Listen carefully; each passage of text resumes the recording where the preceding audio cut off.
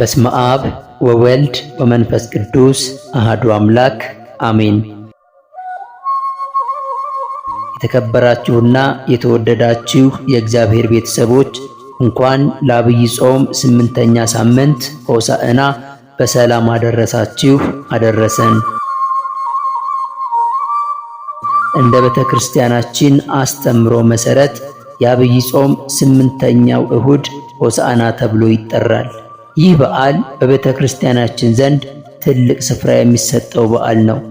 ሆሳዕና የዐቢይ ጾም ማጠናቀቂያ የሕማማት ሳምንት መግቢያ ሲሆን ጌታችን መድኃኒታችን ኢየሱስ ክርስቶስ ለዓለም ድኅነት ሲል የሰውን ልጅ ከዲያብሎስ ባርነት ነፃ ለማውጣትና በሞቱ ሞትን ሊሽር ወደ ቅድስት ኢየሩሳሌም ከተማ በክብር የገባበት ዕለት ነው።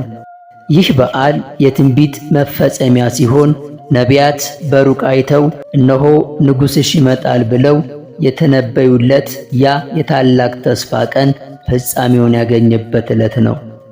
ሆሳዕና የዕብራይስጥ ቃል ሲሆን ትርጉሙም መድኃኒት ወይም አቤቱ አሁን አድን ማለት ሲሆን ይህ ቃል የሰውን ልጅ ለዘመናት ከባርነት ቀንበር በታች ሆኖ ሲጮህ የኖረበት የልመና ቃልና የጩኸቱም ጥያቄ ምላሽ ያገኘበት ዕለት ነው።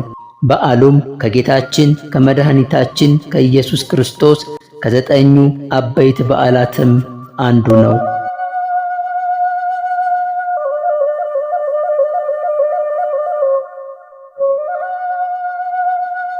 ከብዙ ዘመናት በፊት በነቢያት አንደበት ነቢዩ ዘካርያስ ክርስቶስ ከመወለዱ 500 ዓመት በፊት እንዲህ ብሎ ተንብዮ ነበር።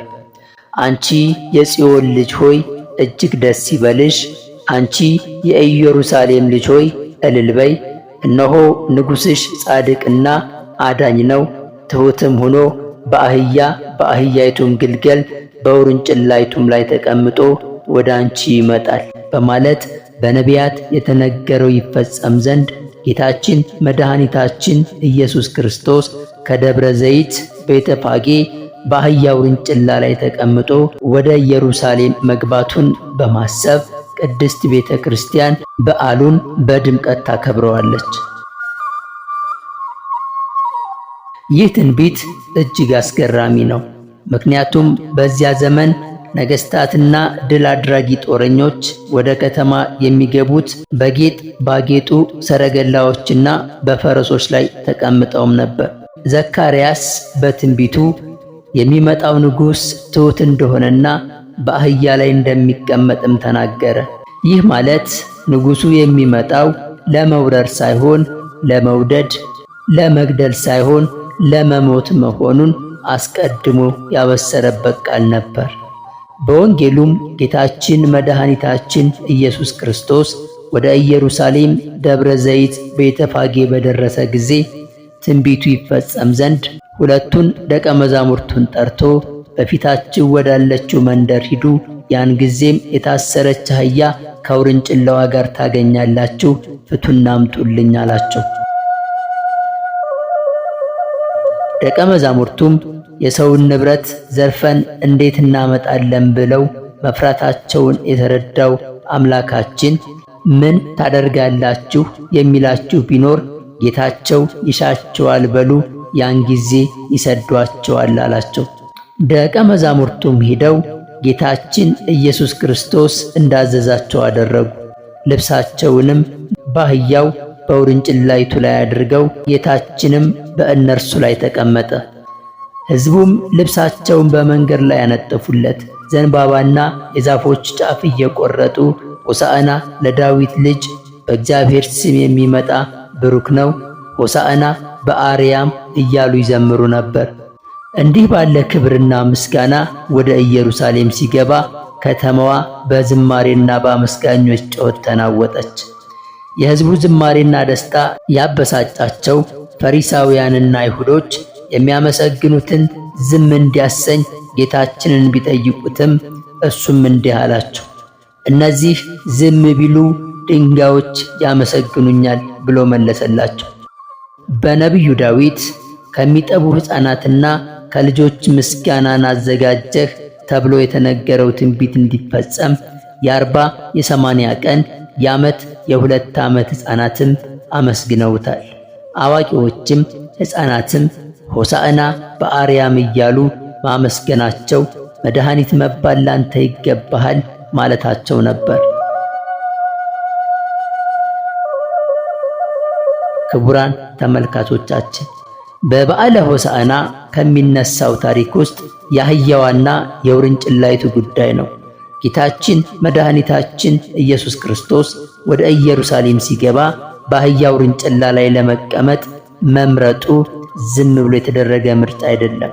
ይህ ታላቅ የሆነ የትህትና ትምህርት ነው። በዚያን ጊዜ የዓለም ነገሥታትና ገዢዎች ኃይላቸውንና ክብራቸውን ለማሳየት በወርቅ በተለበጡ ሰረገላዎችና በፈረሶች ላይ ይቀመጣሉ። የሰማይና የምድር ፈጣሪ ግን የመረጠው አህያን ነው። አህያ በባህሪዋ ትሁት፣ ጸጥተኛና ትዕግስተኛ እንስሳት ናት። ጌታ በአህያ ላይ መቀመጡ መንግስቴ ከዚህ ዓለም አይደለችም ማለቱ ነበር። ጌታችን ኪሩቤል በሚሸከሙት ዙፋን የሚቀመጥ አምላክ ሲሆን ትሁት ሆኖ በአህያ ላይ ተቀመጠ። አህያዋን ከነውርንጭላዋ ፈታችሁ አምጡልኝ ማለቱ የሰውን ልጅ ከኃጢአት እስራት ለመፍታት የመጣ አምላክ መሆኑን አስተማረ። ደቀ መዛሙርቱም አህዮቹን ፈተው ማምጣታቸው ሥልጣነ ክህነታቸውን ያመለክታል። በምድር የፈታችሁት በሰማይ የተፈታ ይሁን እንዲል። በአህያ ላይ ልብሳቸውን ማንጠፋቸው የምትመች የማትቆረቁር የወንጌልን ሕግን ሰጠህን ሲሉ ነበር። በአህያ የተቀመጠ ሰው በፈረስ እንደተቀመጠ ሰው ፈጥኖ አያመልጥምና ጌታችን መድኃኒታችን ኢየሱስ ክርስቶስም ከፈለጉኝ አያጡኝም ሲል በአህያ ላይ ተቀምጧል።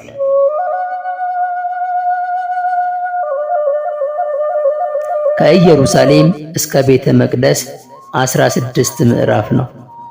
14ቱን በእግሩ ሂዶ 2ቱን በአህያዋ በውርንጭላይቱ ደግሞ 3 ጊዜ ቤተ መቅደሱን ዙሯል። ይህም የሦስትነቱ ምሳሌ 14ቱ በእግሩ መሄዱ 10ቱን ትእዛዛትን፣ 4ቱ ደግሞ የ4ቱ ኪዳናት ማለትም ኪዳነ ኖህ፣ ክህነተ መልከ ጼዴቅ፣ ግዝረተ አብርሃምና ጥምቀተ ዮሐንስን ያመለክታል። ከግለሰብ ደጅ የተፈታችው አህያ ጌታዋ ይፈልጋታል ብሎ ያስፈታት በፈጣሪነቱ ወይም ስለፈጠራት ገንዘቡ ስለሆነች ነው።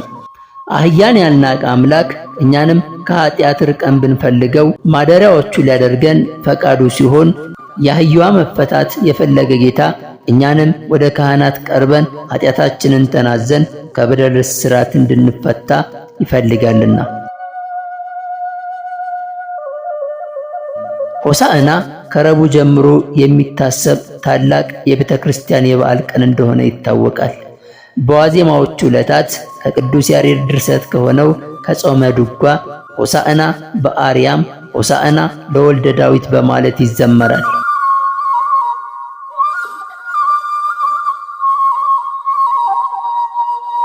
ጌታችን መድኃኒታችን ኢየሱስ ክርስቶስ ወደ ቤተ መቅደስ ሲገባ ሕዝቡ ዘንባባ ይዘው በእግዚአብሔር ስም የሚመጣ የተባረከ ነው በማለት ስለተቀበሉት ይህንን በማሰብ ቤተ ክርስቲያናችን ዘንባባ ለሕዝበ ክርስቲያኑ ታድላለች።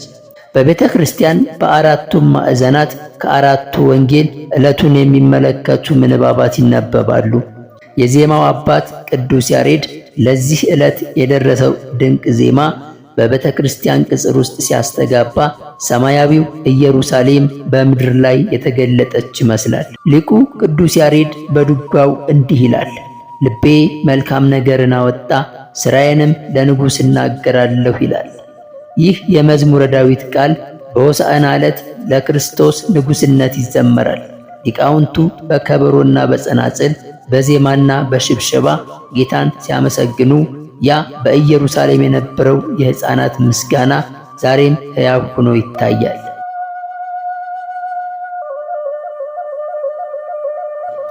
የሆሳዕና በዓል በቤተ ክርስቲያን ጌታ በቤተ መቅደስ ሲገባ ሕዝቡ ጸበርት ወይም ዘንባባ በመያዝ በእግዚአብሔር ስም የሚመጣ የተባረከ ነው በማለት ይህንን በማሰብና በማድረግ ቤተ ክርስቲያናችን ዘንባባ ለሕዝበ ክርስቲያኑ ታድላለች። በዚህ ዕለት የሚታደለው ዘንባባ በጸሎት የተባረከ ነው። ምዕመናን ይህንን ዘንባባ በግንባራቸውም ላይ ያስራሉ። ዘንባባ ዝም ብሎ ተክል አይደለም፣ ጥልቅ መንፈሳዊ ትርጉም አለው። በጥንት ዘመን ድል አድራጊ ንጉሶች ከጦርነት ሲመለሱ ሕዝቡ በዘንባባ ይቀበሏቸው ነበር። ክርስቶስም ሞትንና ዲያብሎስን ድል ሊያደርግ የመጣ ንጉሥ በመሆኑ በዘንባባ ተመሰገነ። ዘንባባ ለስላሳና በቅጠሉ ላይ እሾህ የሌለው በመሆኑ የክርስቶስ የሰላም ንጉሥነት መገለጫ ነው። ዘንባባ ሁልጊዜም ለምለም ነው። ይህም ክርስቶስ የማይለወጥና የማይጠወልግ የዘላለም ሕይወት ምንጭ መሆኑን ያሳያል። በዘንባባው ግንዱ ላይ ያለው እሾህ ደግሞ ጌታ ስለኛ የሚቀበለውን የሕማማት መከራና የእሾህ አክሊል ያሳስበናል። ክቡራትና ክቡራን ውድ የጃንቲዩብ ቤተሰቦች ከሆሳዕና በዓል በኋላ ደስታችን ወደ ሐዘንና ወደ ጸጥታ ይለወጣል። ከዚያ ሰዓት ጀምሮ ቤተ ክርስቲያን የምስጋናና የደስታ ምልክቶችን ትገታለች። በጾም በጸሎትና በስግደት የምንተጋበት የጌታን መከራ የምናስብበት የሕማማት ሳምንት ይጀምራል። ጌታ በሆሳዕና ወደ ኢየሩሳሌም የገባው ለእኔና ለእናንተ መዳን እንደሆነ ሁሉ እኛም በንስሐ ታጥበን ለብርሃነ ትንሣኤው እንዲያበቃን የእሱ ፈቃድ ይሁንልን። መልካም የሆሳዕና በዓልና የሕማማት ሳምንት ይሁንልን። ወስብሐት ለእግዚአብሔር ወለወላዲቱ ድንግል ወለመስቀሉ ክቡር አሜን።